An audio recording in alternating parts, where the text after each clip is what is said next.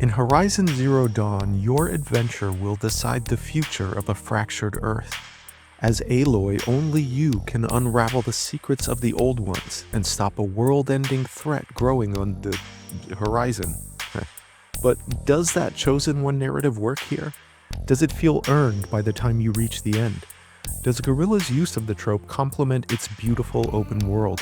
Or does it lean too heavily on this formula, pulling players out of the experience with old cliches that feel bolted on? Stick around for a bit, and let's dig into Horizon Zero Dawn and its take on the classic Chosen One trope.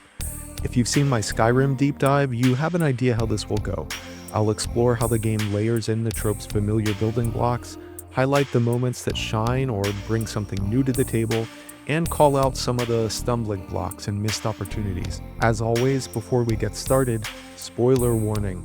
To get into what makes Aloy the Chosen One, I have to talk about why she's special, why the old world ended, and what the machines left behind actually are.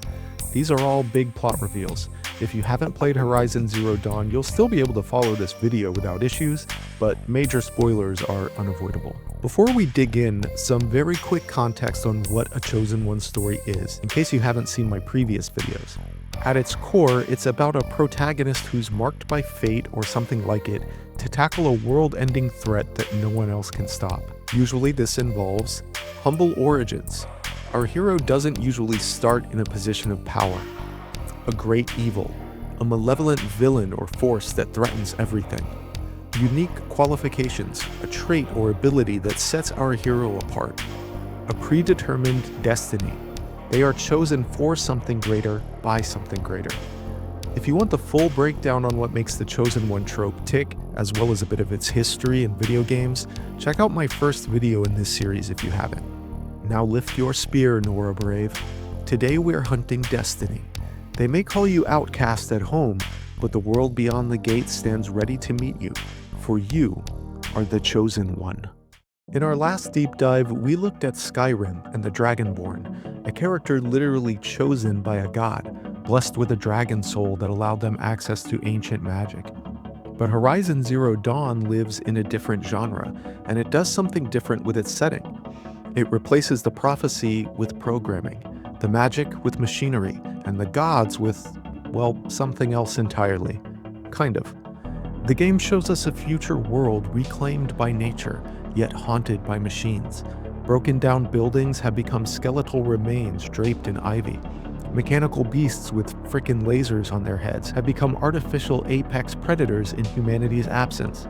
People now live in tribes, surrounded by the ruins of lost civilization and that ever-present threat of robotic wildlife. In the middle of this beautiful, unsettling landscape, we meet a young girl with fire-red hair. We walk with her as she learns to wield a bow and a spear, as well as a strange triangular device that sits pulsing on her temple, found in the forbidden ruins of the old world. She is us, Aloy, our protagonist, and she starts life on the outside, literally. She's an orphan outcast from the Nora tribe, raised by Rost, another exile. Her existence is defined by questions. Who am I? Why am I shunned? Why don't I have a mother? And perhaps most important to the adventure soon at hand, why does everyone else seem so content not knowing what's really going on in this world? Like many Chosen Ones before her, Aloy's story is a gradual climb from isolation to central importance. She fights for acceptance while unraveling the mystery of her own origins, her identity, and eventually the fate of the world itself, in both the past and the present. Let's start by breaking down how she and her journey utilize those key ingredients of the Chosen One trope I outlined before. Humble origins, the outcast. Aloy begins as a literal outsider in Nora society. She was found as a baby in front of a giant metal door inside a sacred mountain.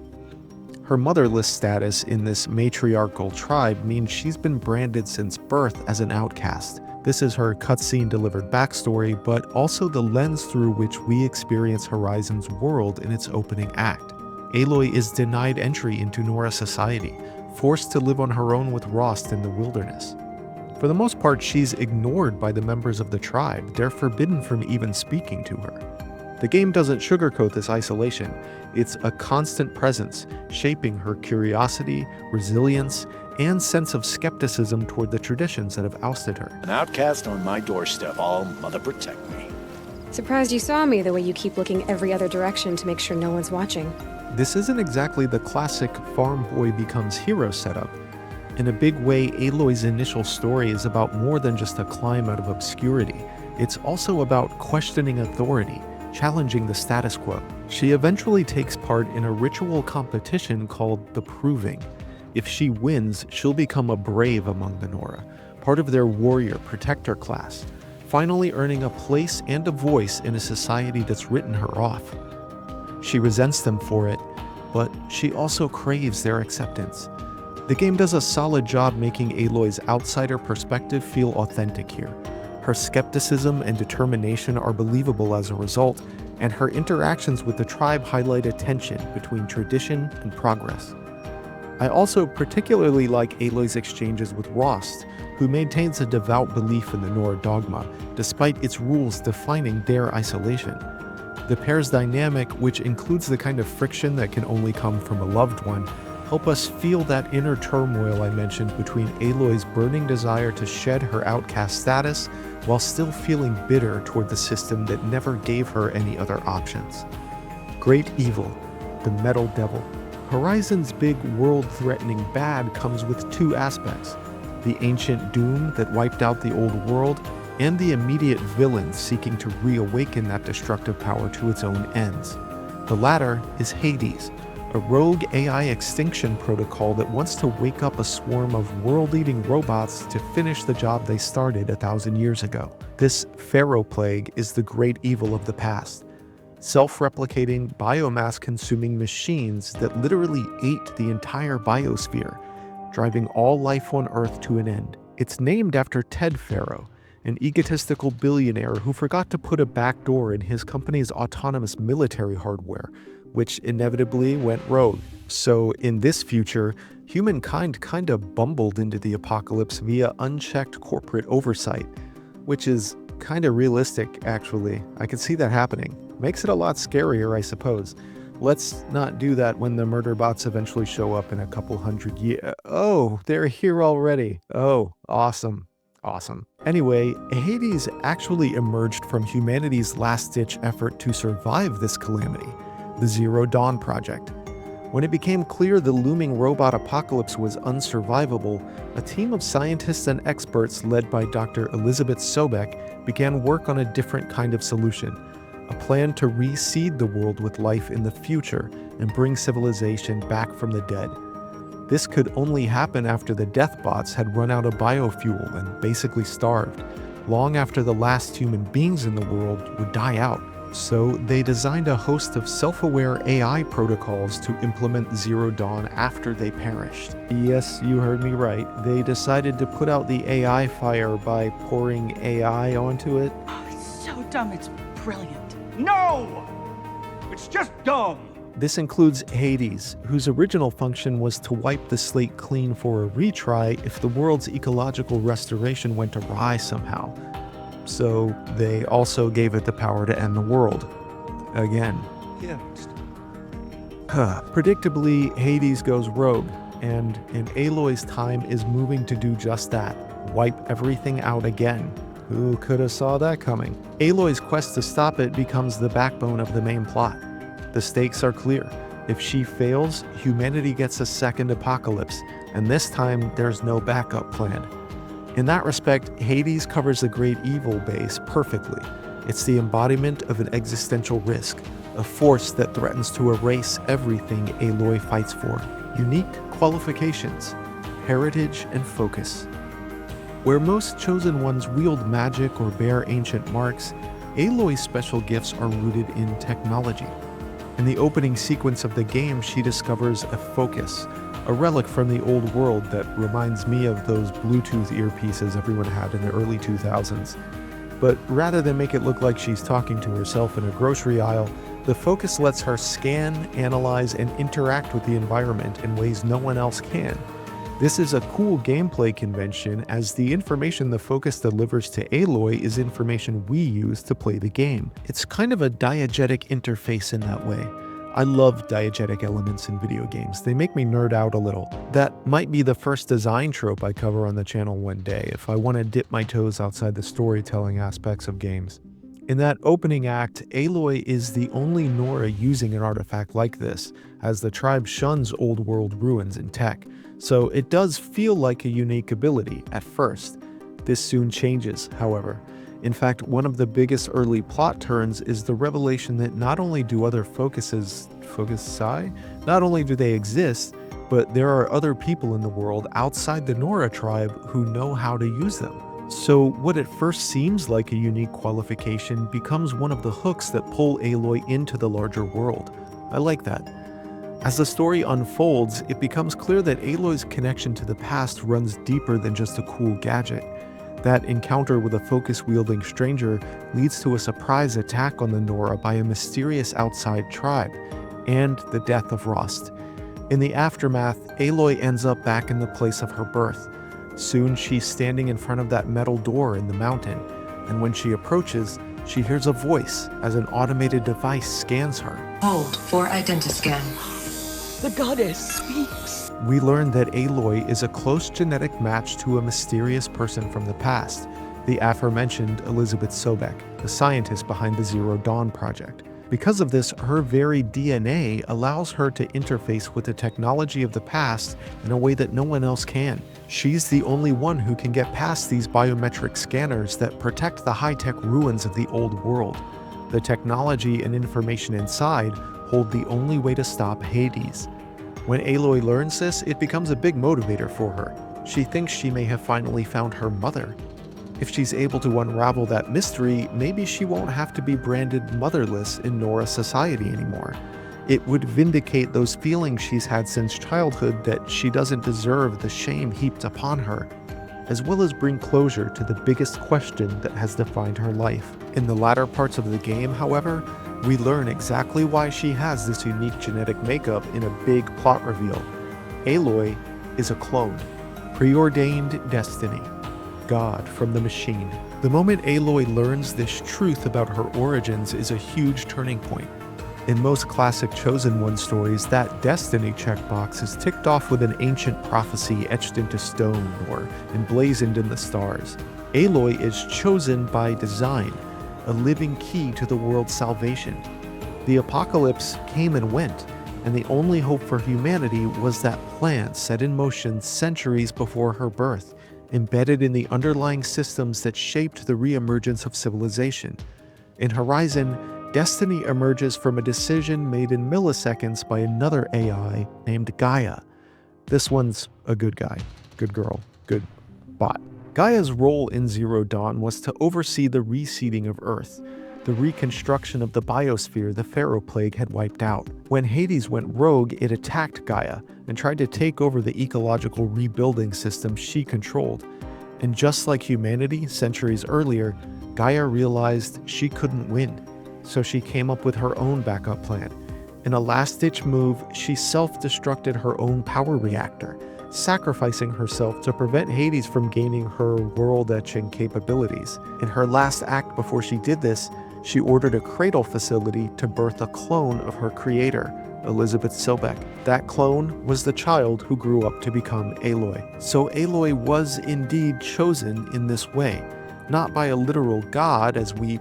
Wait a second. Gaia, Hades, Sobek? I see what you did there, Guerrilla. That's cute. Wait, his name is Pharaoh? As in Pharaoh? Okay. Come on, alright. Look, there's on the nose and there's up the nose. Not by a literal god as we think of them, but by a dying AI, desperate to fulfill its own purpose and see its creator's vision carried out. And that benevolent machine created Aloy out of something like faith. That like Sobek, Aloy would have what it takes to save the future of humanity in the face of its greatest threat.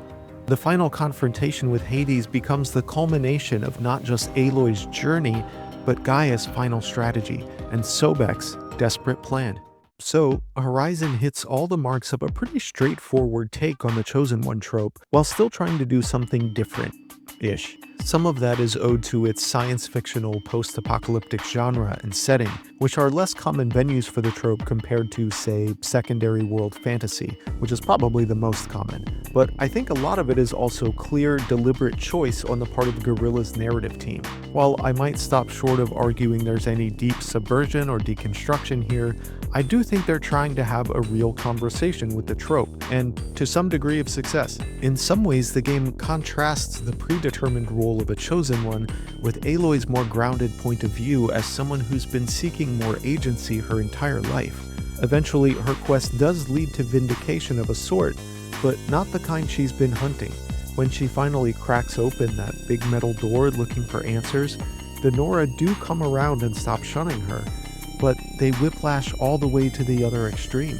They come to see her as a divine gift from the All-Mother, the deity they associate with that sacred mountain. They literally bow to her in the latter part of the game, declaring her the Anointed. Aloy's reaction? She hates it. She begs them to stand up, asks them not to look at her like some holy savior. She finally gains their acceptance and then some, but they're still not granting her agency. I'm not your Anointed! I don't belong to you! This acknowledges the religious weight of being a chosen one while the protagonist desperately tries to remain a human being. This is the same neighborhood as the conversation I mentioned in my Skyrim deep dive, the one I wanted more of from that story. That question of whether or not the chosen one has a choice. Aloy has always wanted more choice, always wanted to resist the path laid out before her that she had no say in. Yet, no matter how high she climbs, no matter how great her deeds, she continues to find herself relegated to someone else's rules, confined by the design of those who chose her role before she even knew what the world really was. The more that world opens up for her and the player, the more she learns how predetermined her path has been. And like Skyrim, the player is not really given any choice to stray from that path as part of the game. You have various dialogue options throughout, but they serve only to purvey Aloy's emotional disposition in these scenes. There aren't really any branching paths in the story, no alternate narrative ends you can reach. While there is some choice in the open world gameplay of Horizon, it mostly comes down to which area of the map you choose to clear the fog of war from. And even that is gated. You don't get access to the whole world at once. There are a couple of locked plot gates that don't open until you reach certain points in the story, plus level gates that keep you from wandering too far without being one-shotted by enemies that are far more powerful than you are at that point in the game. This isn't entirely a negative, at least as far as the narrative pacing and use of the trope goes. That layer of linearity compared to games with worlds that are more open does help to prevent some of that ludonarrative dissonance I mentioned in my previous video. That said, the world does still have its share of side quests and collectibles that can serve as a distraction from the main story, even as we're told there's a second apocalypse bearing down on us. In fact, Horizon suffers a bit from what I call Ubisoft syndrome. Similar to games in the Far Cry and Assassin's Creed series, it gives you a big map screen covered in icons you're meant to chase down and clear away by completing the activity they represent. This is part of the balancing act that games like these must grapple with, juggling narrative urgency with game length and freedom of play. How successful Horizon is at finding that balance is ultimately up to you. I started ignoring a lot of those icons pretty early in my playthrough, as some of them just feel like repetitive filler, distracting me from the story. And narratively, one other problem with a world cluttered with busy work while delivering a story like this is that it further isolates the protagonist. Seemingly, no one else is out there climbing these tall necks, clearing these corrupted zones, collecting these coffee cups? Wait, what? Why the hell am I doing that? That's f***ing Nernroot all over again. This highlights a major potential pitfall of the Chosen One trope when applied to this medium. When the hero is the only person capable of meaningful action in the world, everyone else can feel like they're just part of the scenery. It's an interesting challenge because obviously the player must be in the driver's seat, must be that special person, but I think this is something narrative designers can kind of write their way out of by crafting a compelling cast of characters that feel like real people. Obviously, I don't literally expect NPCs to start clearing those map icons for me. I'm the player. This is my playground. I get it. But I do want to explore a virtual realm that feels like it's populated with characters who have just as much a stake in the world as I do, lives of their own, goals of their own, thoughts and feelings of their own beyond those that intersect my story. I know they're just NPCs running their scripted routines, but I want to suspend my disbelief, even if I'm the chosen one. It's like watching a magic show. You want the wool pulled over your eyes. The illusion is the whole point. It's part of the fun. And if you pull that illusion off, I think it'll help prop up your gameplay loop and the tropes you're employing to tell your story. It'll make your chosen one feel all the more impactful in that world. Where am I going with this? Well, unfortunately, Horizon didn't pull that particular illusion off, at least not for me. Feel free to disagree, obviously, vent in the comments if you like, but in my opinion, most of the cast feel flat and forgettable. The narrative is laser focused on Aloy's unique genetic and historical destiny, while the supporting characters rarely rise above the level of set dressing. Aloy does all of the heavy lifting both in the story and in the world. Almost every character you encounter feels like they were just waiting for you to arrive, like animatronics at a theme park waiting for their automated cue to spring into life. Some characters do rise above this. Erend is likable enough and has his own troubles revolving around his missing sister. I really liked Silence too, although even he is just a voice in your head telling you where to go for large parts of the game. I ended up feeling more invested in the plight of Elizabeth Sobek and the side characters in her story, all of whom have been dead for 1,000 years, than any of the living characters standing right in front of Aloy. Most of them felt like two-dimensional quest dispensers at best, and flat cardboard cutouts at worst. In fact, it's not even just the smaller side characters who have this problem. Unfortunately, even our main antagonist, our big bad, Hades himself, suffers from this. Hades goes past two-dimensional and into one-dimensional territory. His entire character is defined by a single directive: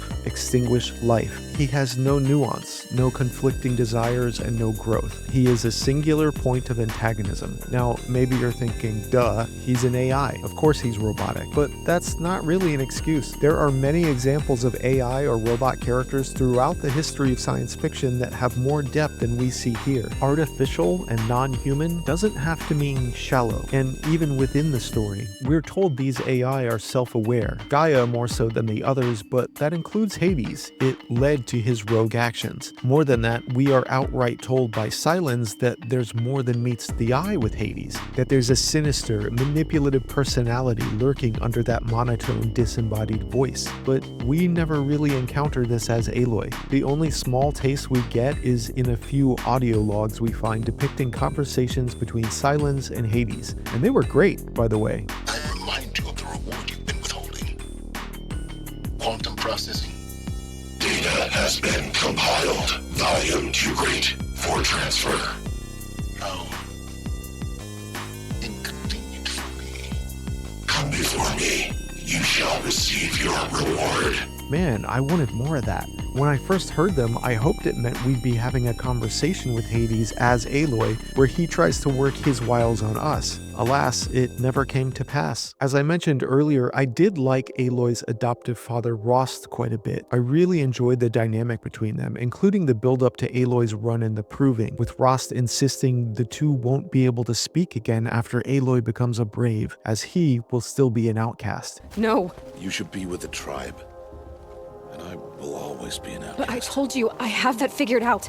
I'll come to you in secret. Their exchanges got me invested in this relationship. I wanted to see where that would head. Unfortunately, it ended not long after in unnecessary cliche. Remember that big plot turn I mentioned from the beginning of the game, where a hostile tribe, the Eclipse, who we later learn serve Hades, attack the Nora? Well, that brutal assault culminates with Rost showing up to save Aloy's life. He fights off Helis, the leader of the Eclipse, becoming mortally wounded wounded in the process. Then he shoves Aloy off a cliff as a bomb explodes behind him, sealing his fate. This mentor sacrifice is something of a trope all its own, and in my opinion, it's kinda wasted here. The relationship between Aloy and Rost and what I'd hoped it was building towards is tossed away for a moment that ultimately feels shallow and contrived, in my opinion. Rost pops in to save Aloy, and as I mentioned, gets stabbed by Helis, who then just kind of forgets about Aloy and walks off. She's still lying right there. He seemed very intent on killing her a few moments ago, but now he's just not. Then he orders his underlings to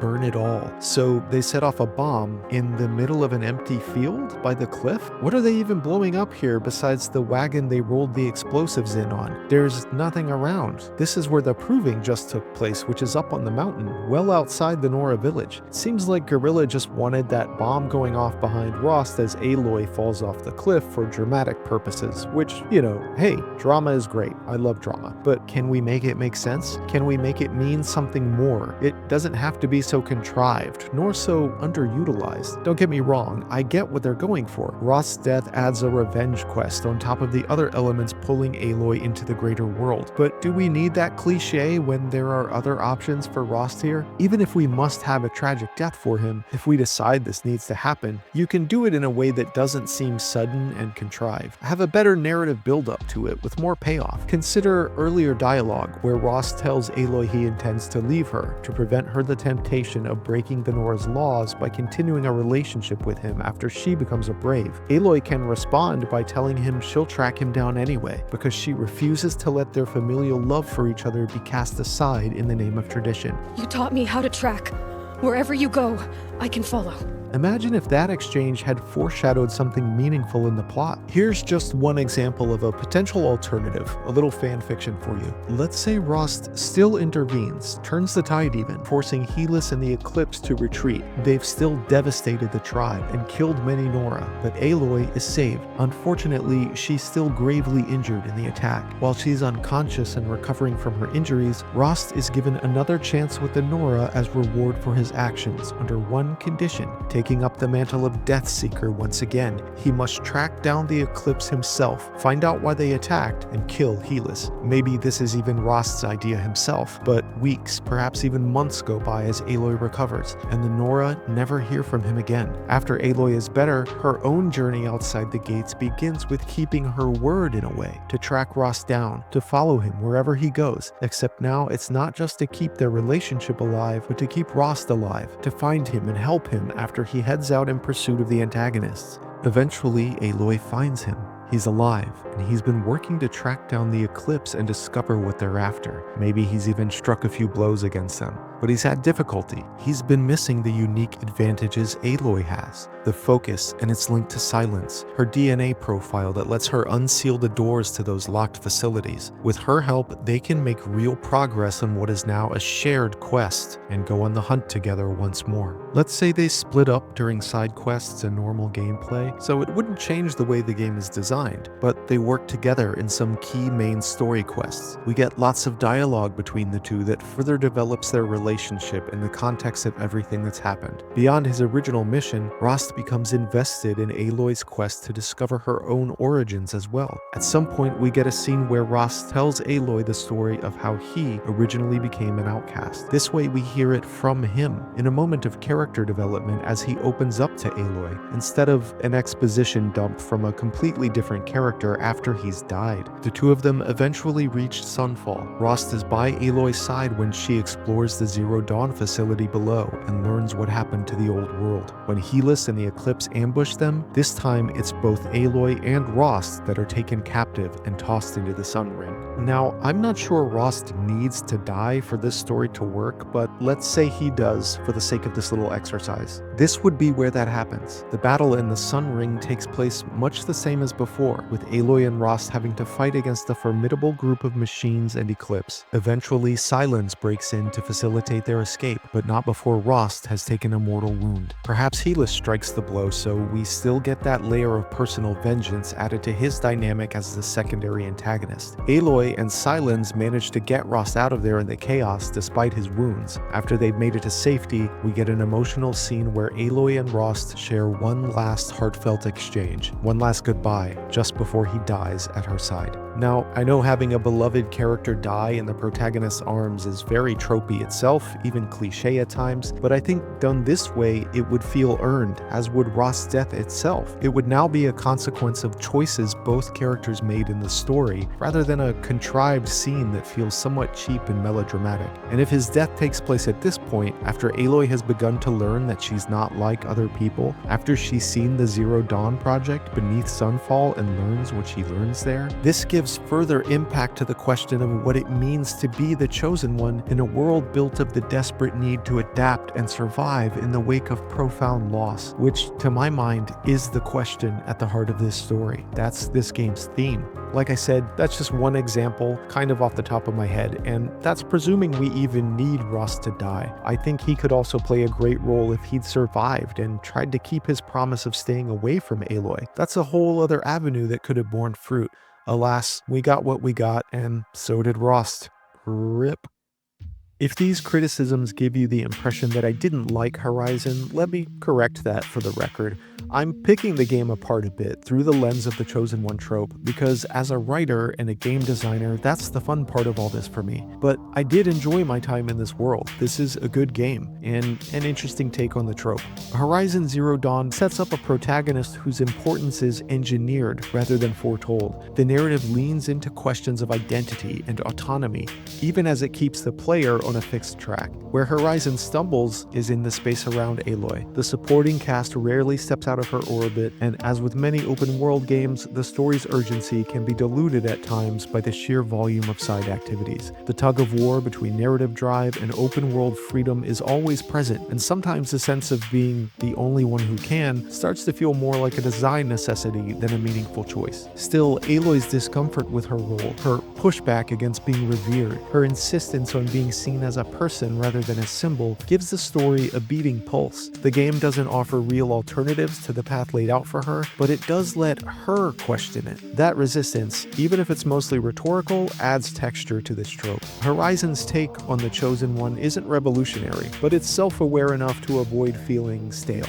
The game's world is striking, its protagonist is little Mary Sue-ish, but memorable, and most importantly for my playthrough, its central mystery is compelling. If the supporting cast and antagonist had been given more room to breathe, the story might have landed with even greater impact. But as it stands, Horizon delivers a Chosen One narrative that's more about uncovering the past than being shackled to it. A story where destiny is less a prophecy and more a puzzle waiting to be solved. And that's pretty cool. I liked it. I haven't played the sequel yet, though I have heard that some of my criticisms have been addressed in Forbidden West, so I'm looking forward to playing it one day. Maybe you'll hear me picking that one apart in the near future. In the meantime, I hope you enjoyed another rambling video about this trope. Please like and subscribe if you did. I would appreciate it very much. In fact, if you want to help the channel grow so that I can keep doing this, another way you can do so is to watch another one of my videos right after this one. That would be awesome. YouTube likes it when viewers stick around, so it would give me a little bit of that algorithm juice. If you've already seen all of my videos, don't worry, there's a lot more to come. In fact, I'm hoping to start a new series about a different trope soon.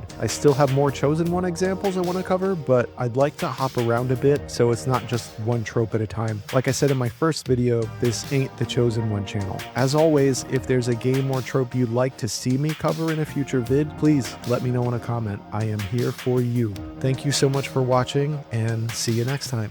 Oh, it's so dumb, it's brilliant.